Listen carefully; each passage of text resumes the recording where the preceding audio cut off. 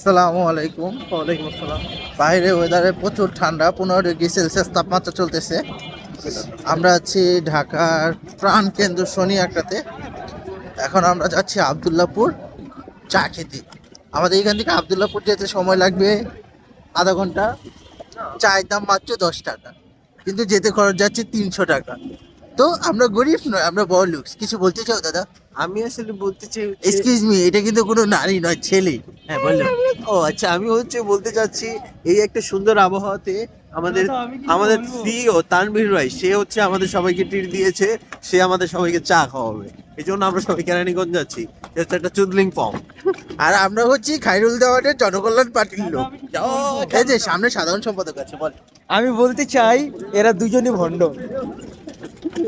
ঠিক আছে, আমরা সামনে কিছু সিনেমেটিক গরিবের ভিডিও দেখতে দেখতে যাব, তারপর 4 ভিডিও আপনাদের দেখাবো। ততক্ষণ পর্যন্ত আমাদের পাশে থাকুন ইনশাআল্লাহ। আবার জনকল্যাণ পার্টির খাইরুল দেওয়ানের খাস লোক তানভীর দাদা।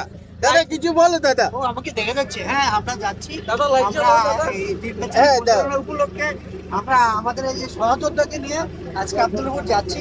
হ্যাঁ, আমরা সামনের দিকে অগ্রসর হবো এবং আমরা একসাথে থাকবো ইনশাআল্লাহ। আমি কমিটির ধর্ম বিষয়ক সম্পাদক ছিলাম। দাড়ি ছোট করে ফেলেছি বলে কমিটি থেকে বহিষ্কার করে দিয়েছিল। এখন আমি তাদের সাথে চলি, যদি আমাকে নেয় আবার তাহলে হবে। কি বলে দাদা? টাকা পয়সা নিয়ে কোনো সমস্যা নেই। পার্টি আছে, পার্টি দিবে। পার্টি টাকা পয়সা সব খরচ করবে। পার্টি আছে, পার্টি দিবে, কিন্তু কোথা দিয়ে দিবে সেটা জানি না। পরে আপনার দোকানে গিয়ে কথা বলছি।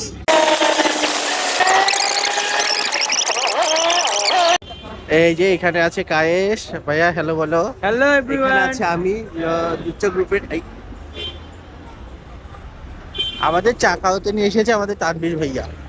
এখন আমরা চা খাবো এখানে, কচি করে চা, দুধ চা, নবাবী চাতে চা খাবো। এটা হচ্ছে আবদুল্লাপুর বাস স্ট্যান্ড, দক্ষিণ কেরানীগঞ্জ, ঢাকা।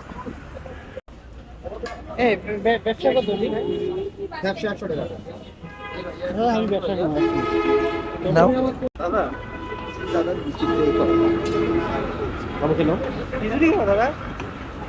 তানভীর ভাই বট দিয়ে ভাত খাওয়াচ্ছে, গরম গরম ধোয়া ধোয়া ভাতের সাথে। তানভীর ভাই খাচ্ছে, আরিফ ভাইও খাচ্ছে ধোয়া ধোয়া ভাত, সাথে সবুজ ভাই আছে। এখানে আমাদের কায়েস ভাই আছে, গরম ধোয়া ধোয়া ভাত। উনি আমাদের নেতা, লিডার, সেজন্য সে ফ্যাপটা খাচ্ছে। আর আমরা গরিব কর্মচারী, তাই আমরা বট খাচ্ছি। ভাইয়া নাকি দুটো বিচি খাচ্ছে।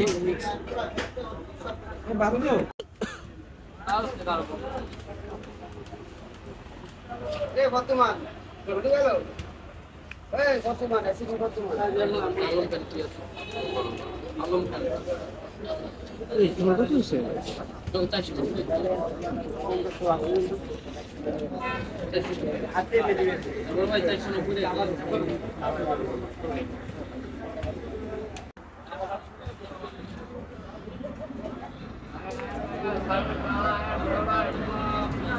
বাসার নাস্তা বেলা দিয়ে আসছেন।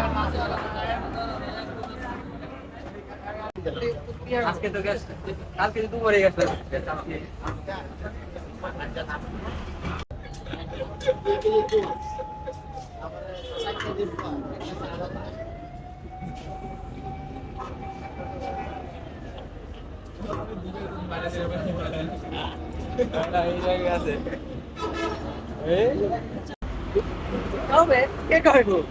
খাবেন নাকি? আরিফ ভাই খাওয়াবে। তার সাথে ডিম ফ্রি, দাদু খাওয়াবে। আজকে ডিমও খাওয়াবে না?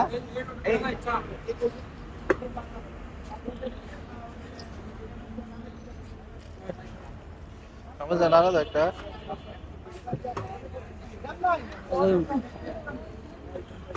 মালাইছা আমরা আছি এখন আব্দুল্লাপুর। এরকম এক কাপ চা খেতে আমরা এসেছি 300 টাকা খরচ করে। দাদা কিছু বলো। আমরা 300 টাকা কি খরচ করে সিএনজি পরেই তো আমাদের 600 টাকা চলে গেছে টোটাল। আমরা আছি ঢাকা সোনিয়াকড়া থেকে এখানে আব্দুল্লাপুর কেরানীগঞ্জের পাশে, প্রায় 600 টাকা ভাড়া। দাদা কিছু বলতে চাও? আসলে এই চাটা আমরা মাঝে মাঝে যখন মাওয়া যাই তখন খেতে আসি। আজকে দাদা আমাদের সাথে এসেছে, আসলে খুব ভালো লাগলো চাটা খেয়ে। চাটা নিলাম, এবং এটা হচ্ছে আমাদের চা। আমি কি বলবো, ফার্স্ট টাইম আব্দুল্লাপুর ট্রাই করতে আসলাম। আমার দাদা ট্রিট দিচ্ছে। দাদার ট্রিট সবসময় মধুময় হয়, তবে চাটা আরো অনেক ভালো। আরিফ ভাইয়া কোথায়? চা নিয়ে কিছু বলতে চাও দাদা? খুব মজা দাদা। আমার মোবাইলটা কই? চা খেতে চলে আসলাম 400 টাকা গাড়ি ভাড়া। আমার মোবাইলটা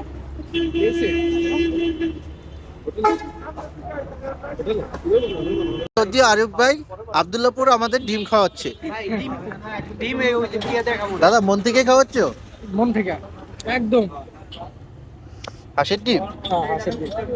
কি হাঁসের ডিমগুলো এত সাদা কেন? নিশ্চয়ই অনেক ভাইয়া আমার হাফ বয়েল দে, টিম বয়েল আছে না? আরে খেয়ে নো ভাই, আমার একটা দিয়ে লবণ দিয়ে। আজকে লটারি দিবি তো সব খাওয়া। নাও খেতে বলেছি তোমাকে। দাদাকে দাও নাও আমাকেই দাও। ভাইয়া আমার একটা টমেটো ছাড়া দিবেন, ঠিক আছে? লবণ দিয়ে। টমেটো দিয়ে না ভাই। আরিফ ভাই ডিম খাওয়াচ্ছে, তুমি কি বলতে চাচ্ছ? আসলে আরিফ ভাই না আরিফ ভাই সাদা মনের মানুষ, এরকম মাটির মানুষ হয়ই না। এই জন্য আমাদের ডিমটাও সাদা যায়। সাদা মনের মানুষ। তোমার তরফ থেকে কি খাওয়াবে? তুমি যে 1000 টাকা বকশিস পেয়েছো, কিছু তো খাওয়ালে না। এখানে একটা ফকির আছে, বলো। আমি ভাইয়ের জন্য মন থেকে দোয়া করছি, ভাই যাতে আরো 2টা ডিম খাওয়ায়। আমার নিজের 2টা ডিম নিয়ে নাও। বাবা মা শখ করে ওর নাম রেখেছিল কায়েস আলী, কিন্তু যদি জানতো এত খায় তাহলে নাম রাখতো খাই খেয়ে আলী। এই যে আমরা চা খাওয়ার পরে এখানে মূত্র বিসর্জন করছি। এখানে আমাদের দাদা আছে, তানভীর দাদা, সবুজ দাদা, কায়েস, সবাই বুঝছি। তুমি কেন বুঝছো না দাদা? তোমার কি ভূতের চাপ লাগেনি?